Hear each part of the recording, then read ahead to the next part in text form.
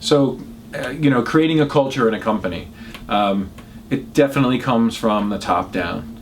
There's a lot of lead by example, but I also feel that there's laying out clear goals, clear expectations, and also clear expectations of what the environment we expected. What kind of culture is this? And so, in addition to giving goals, here's your particular business goals for the year, we always share with our teams, here's the characteristics of our culture.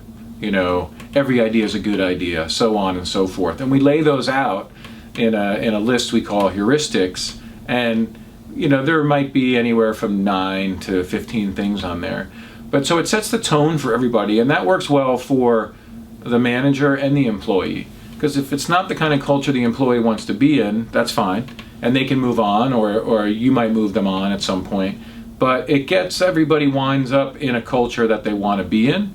I feel it's incredibly important to be transparent with everybody, and to encourage ideas from everybody. I remember early on coming to this realization that your bosses didn't have all the answers. It's kind of like learning your parents didn't have all the answers. But you kind of come out and you see corporate America, these people are brilliant, they're managing lots of money. Yes, many of them are, but they don't have all the answers. And so that was a surprising realization. I'd say, and a good one, kind of freeing, because then you realize you felt a little more confident, well, my opinion matters as well. Later on, I'd say the biggest transition in anyone's career is moving into management. That often is a big change, right? And so they don't always make the transition. I think companies are wise to kind of facilitate and help that transition with training and understanding, and that can go a long way.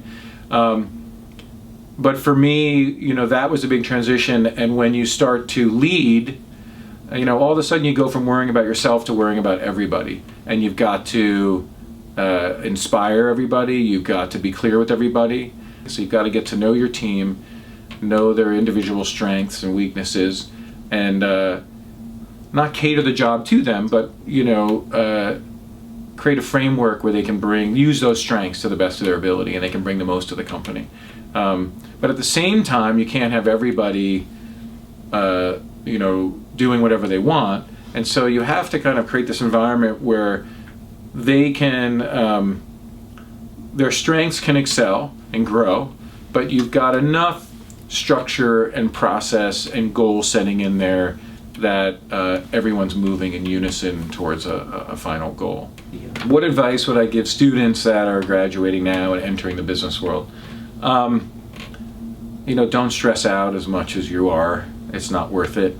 Don't panic and feel as though the job you're getting into is making some monumental decision that you're locked in for life, because you might do that. You might find the right job and stay there your whole career. But I feel your 20s is a time to explore and grow and try on different hats and different employers and different types of jobs, and don't feel bad about that.